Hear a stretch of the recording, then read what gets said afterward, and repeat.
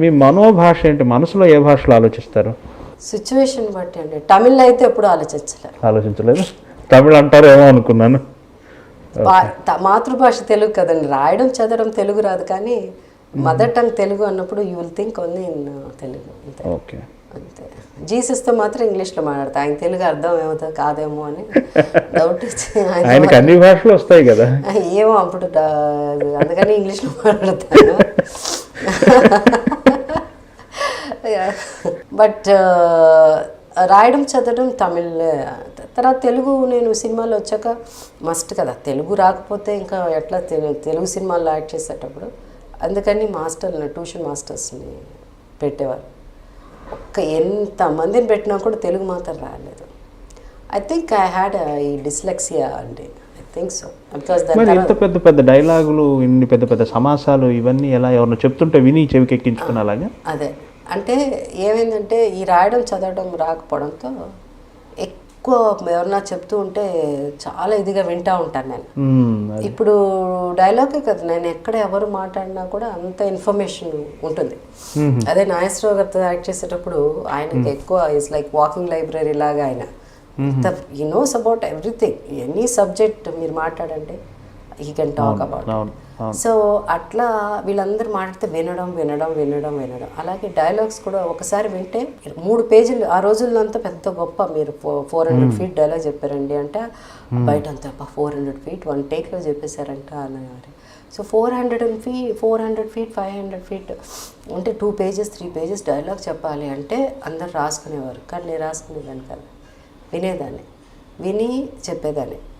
ఒకసారి చెప్తారు, మళ్ళీ ఇంకోసారి చెప్పాడు, 3 సార్లు చెప్పమంటాను, 3 సార్లు చెప్తారు. తర్వాత వెళ్ళిపోతారు, లైటింగ్ జరుగుతుంది, అదే ఇది.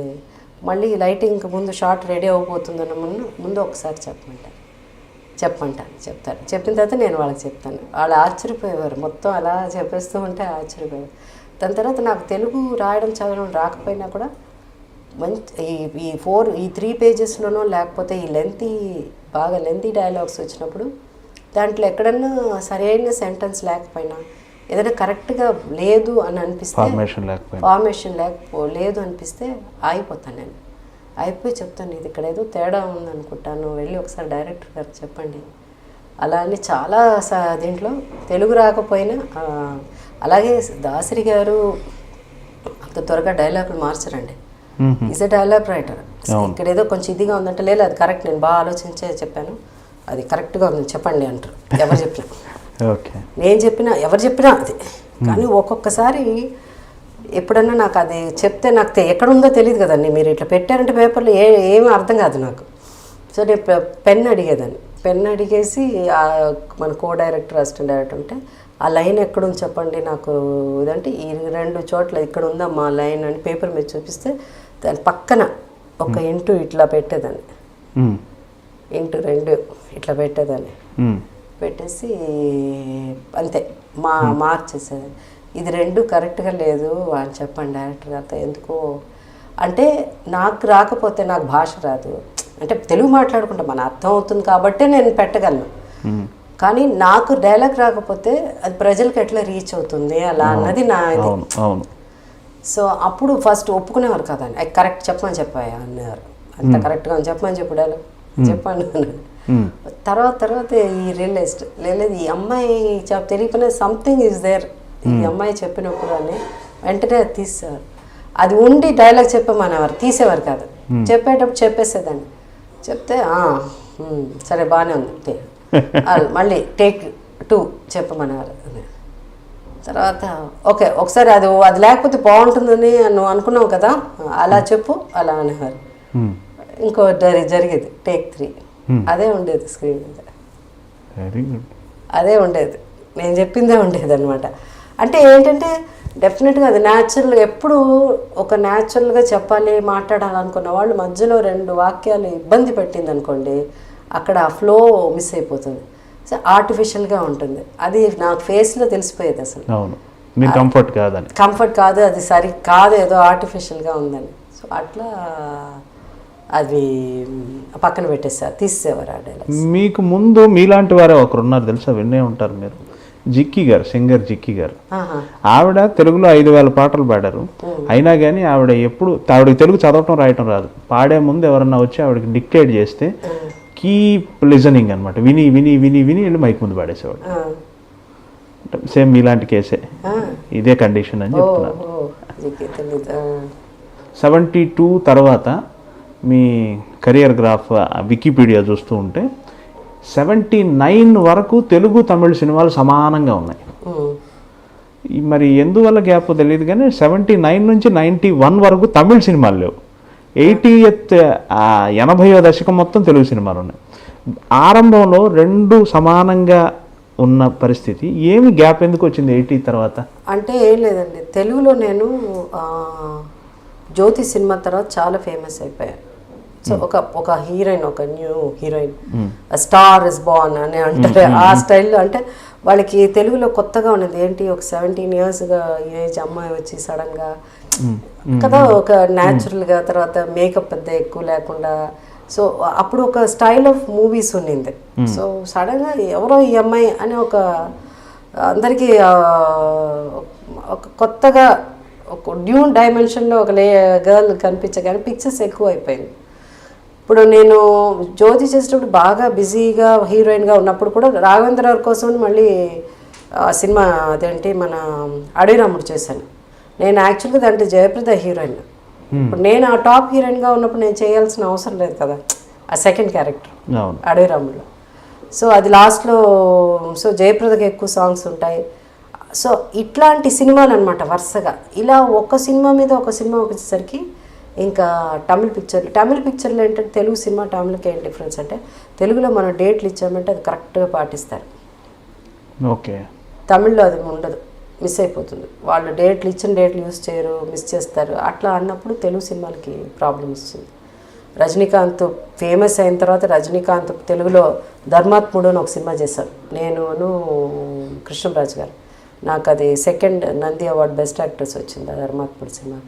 ఆ సినిమా నల్లవన్ అని తమిళ్లో రజనీకాంత్ గారు అప్పుడే టాప్ దీంట్లో ఉన్నాడు. ఏవేం వాళ్ళు తీస్తే నేను చేయమంటే కూడా నేను చేయలేకపోయాను. ఎందుకంటే ఆ టైంలో మళ్ళీ ఇక్కడ రామారావు గారి సినిమా ఏదో షూటింగ్. సో రజనీ పక్కన కూడా నేను సినిమాలు మానుకోవాల్సిన పరిస్థితి, only because of date problems. మళ్ళీ అవకాశం రాలేదు రజనీతో? రాలే, వచ్చింది చేయలేను నేను, మళ్ళీ రాలే అవకాశం. తర్వాత 15-20 ఏళ్ళు ఫస్ట్ సినిమా రజనీ నాకు ఫాదర్ కదా, అపూర్వ రాగంగడి. అవును, రజనీకాంత్ డెబ్యూ ఫిలిం నాకు ఫాదర్గా చేశాడు ఆయన, అపూర్వ రాగంగడి. అయితే ఆ తర్వాత సూపర్ స్టార్ తను అయిపోయిన తర్వాత చాలా ఏళ్ళ తర్వాత నేను కొంచెం క్యారెక్టర్ రోల్ కూడా చేయొచ్చు అనే టైంలో పాండ్యన్ అన్న పిక్చర్ తీస్తాను 15-16. Powerful roles. అది 92 అనుకుంటా, అది 92-93 అన్నది. మా రెండో అబ్బాయి పుట్టిన తర్వాత బ్రదర్ అండ్ సిస్టర్ ఇద్దరు, అదే పోలీస్ ఆఫీసర్ ఆయన వచ్చి అదే ఒక క్రిమినల్, అదే అట్లాంటిది. లక్ష్మి గారు ఆయన కూడా ఒకసారి చేశారు అలాంటి సినిమా. ఇది కూడా అలాంటి సినిమా. తమిళనాడులో మిమ్మల్ని ఎక్కువ గుర్తుపెట్టుకునేది అపూర్వ రాగంగల్, తెర అరంగేట్రం. అవును, ఆ బాలచంద్ర గారి పిక్చర్లే వరుసగా అరంగేట్రం, సొల్లతాన్ నిனைக்கிறேன், నవనిల్లై, ఇక లిస్ట్ ఉంది. ఒక వెள்ளிக்கிழமை విరదం అంతా తమిళ సినిమాలన్నీ. బట్ అపూర్వ రాగంగల్ బాలచంద్ర గారు కదండి, ఆయనకి ఇష్టమైన ఆర్టిస్ట్. అండ్ బాలచంద్ర గారికి మా తెలుగులో కూడా మరి ఆయన ఇది కథగా తీశారు. తర్వాత ఆడవాళ్ళు మీకు జోహార్లు అనే సినిమా తీశారు. నేను తమిళ తర్వాత కంటిన్యూ చేయలేకపోయాను బాలచంద్ర గారి సినిమాలు. అంటే చాలా బిజీ అండి, మీరు చూడండి లిస్ట్ ఆఫ్ మూవీస్ ఉన్నప్పుడు extremely busy. I use to sleep only 3 hours, అంతే టైం ఉండదు, 3 hours అంతే. సో అట్లా సినిమాలు అనమాట చేసేదాన్ని. సో అందువల్ల అండ్ నాకు ఇక్కడ వర్క్ చేయాలి, అక్కడ వర్క్ చేయాలి, అక్కడ చేయాలి, అలాంటివన్నీ. నాకు ఫిల్మ్ ఇండస్ట్రీకి వచ్చిన 3 years కంతా నాకు సినిమాల మీద ఇంట్రెస్ట్ పోయింది. ఓన్లీ 3 years ఉన్నింది ఆ ఇంట్రెస్ట్, చెయ్యాలి అన్నది. 3 years తర్వాత అంటే 3 years అని కొంచెం ఆ సక్సెస్ అయ్యి, ఇంకా జ్యోతి కూడా రాలే. జ్యోతి వచ్చే లోపల మన నోమని సినిమా అని తమిళ సినిమాలు ఇప్పుడు అరంగేట్రం, సొల్లతాన్ నిனைக்கிறேன், ఇవన్నీ క్యారెక్టర్స్ కదా, చిన్న పిల్ల నేను దానికి తగినట్టు క్యారెక్టర్లు అప్పటికే ఇంట్రెస్ట్ పోయింది. అంటే ఓవరాల్ అంత పని చేయడం నాకు ఇష్టం లేదు. ఆ ఏజ్ పిల్లలాగా నాకు ఆ స్పేస్ ఆడుతూ ఆ స్పేస్ లేకపోతే నాకు ఓవర్లోడ్ అయిపోయి నాకు అసలు వద్దే సినిమాలు అన్న పొజిషన్ అనమాట. సో అలాంటప్పుడు తెలుగు సినిమాల్లో బాగా సక్సెస్ అయ్యాక మళ్ళీ తమిళ సినిమాలు చేసి ఇక్కడ అక్కడ డేట్లు అది ఇది ఒక 2-3 సార్లు డేట్లు ఒకే డేట్లు 2-3 ఒకరికే ఇవ్వడం వల్ల పెద్ద పెద్ద గొడవ అయ్యేది. అలా అరిచేవాళ్ళు. అంతని అనుకుని మనకు అవసరం ఇవన్నీ ఎందుకని తెలుగు. ఎవరు మీ తరపున అప్పుడు మేనేజ్ చేశారండి? మా నాన్నగారు అండి, మై ఫాదర్. అంటే కొంత టైం వరకు బాగా పాపులర్ అయిపోయాక మాకు మా నరసింహరావు గారు అని ఉండేవారు, ఈజ్ నో మోర్. ఆయన చూసుకునేవారు. ఆల్మోస్ట్ ఒక 15-20 ఇయర్స్ ముందు వరకు ఆయనే చూసుకునేవారు అనమాట.